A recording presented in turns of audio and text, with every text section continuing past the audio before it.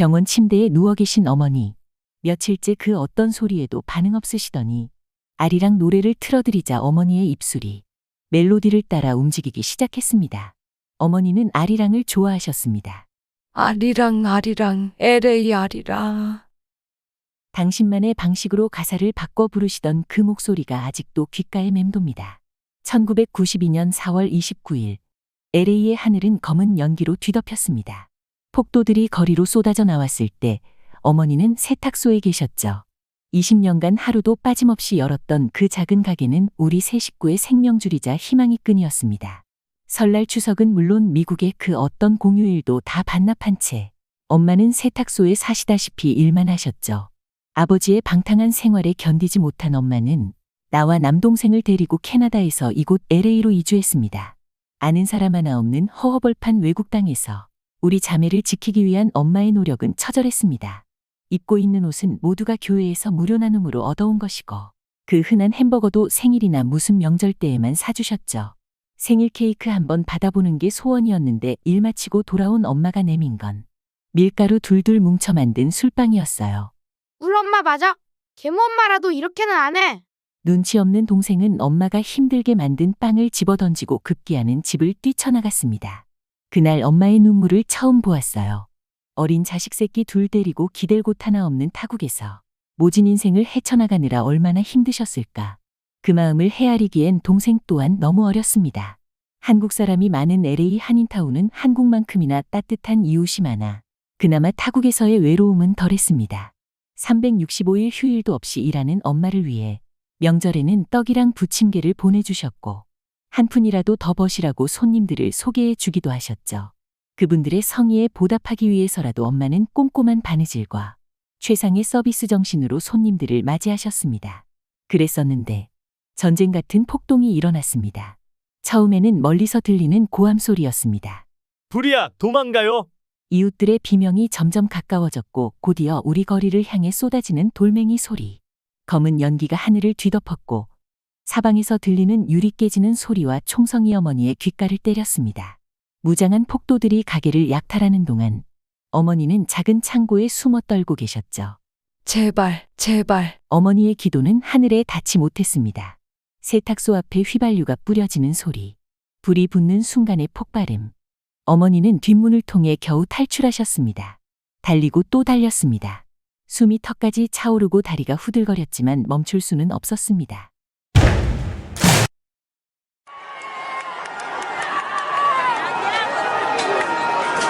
뒤에서 들리는 총성과 비명, 사방에서 타오르는 불길. 그날 밤 코리아타운은 지옥이 되었습니다. 이웃집 김할머니는 가게를 지키려다 폭행을 당하셨고 박 아저씨네 마켓은 약탈 후 완전히 불타 무너졌습니다.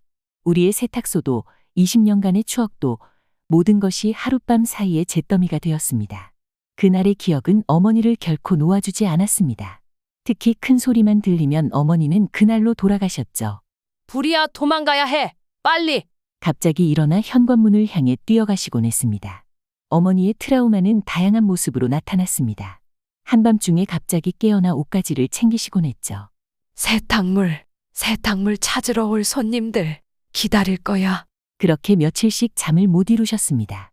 검은색 옷을 보면 갑자기 공포에 휩싸이셨고 길거리에서 큰 소리로 떠드는 사람들만 보여도 온몸을 부들부들 떠셨습니다. 때로는 며칠씩 말씀을 안으시다가 홀로 중얼거리며 우시곤 했죠. 작년 크리스마스 이브 폭죽 소리에 어머니는 또 다시 그날의 악몽 속으로 빠져드셨습니다. 세탁소가 불타고 있어. 살려줘. 떨리는 손으로 머리를 움켜쥐고 바닥에 주저앉으시던 모습이 아직도 눈에 선합니다. 간병의 시간들은 쉽지 않았습니다.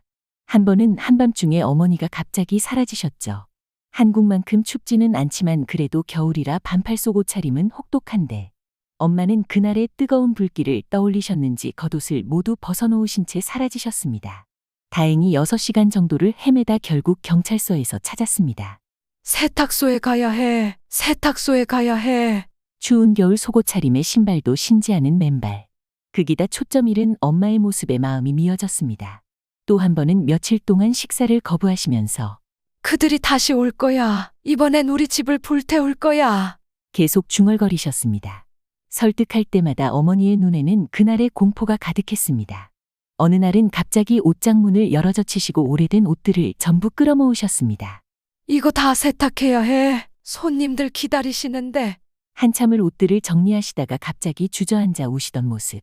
가장 힘들었던 건 어느 날 갑자기 당신 누구예요? 나 우리 집에 데려다 줘요. 30년을 함께 살아온 딸을 더 이상 알아보지 못하시는 어머니를 바라보며 저는 그저 눈물만 삼켰습니다. 직장을 그만두고 24시간을 함께 했지만 늘 부족했습니다. 어머니의 고통을 완전히 이해하지 못했던 것 같아 지금도 가슴이 아픕니다. 밤새 악몽에 시달리시는 어머니 곁에서 저는 얼마나 무력했는지요.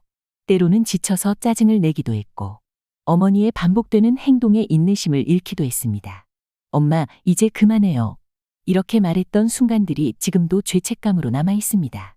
더 참을성 있게 대하지 못한 것, 더 따뜻하게 안아드리지 못한 것, 어머니의 공포와 고통을 더 깊이 이해하지 못한 것, 모든 것이 후회투성이었습니다. 이제는 병원 침대에 누워 계신 어머니, 폭죽 소리에도 그 어떤 큰 소리에도 더 이상 반응이 없으십니다. 하지만 가끔씩, 아주 가끔씩 어머니의 입술이 아리랑 멜로디를 따라 움직이는 것을 봅니다. 아리랑 아리랑 LA 아리랑. 그때만큼은 어머니의 얼굴에 잠시나마 평화가 깃듭니다. 어머니, 저의 부족한 마음을 용서해 주세요.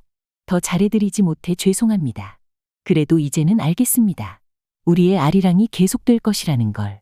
당신의 노래가 제 안에서 영원히 울릴 것이라는 걸. 당신의 고통도, 사랑도, 모든 것을 이제는 제가 기억하겠습니다. 그리고 그 기억으로 당신의 딸로서 살아가겠습니다.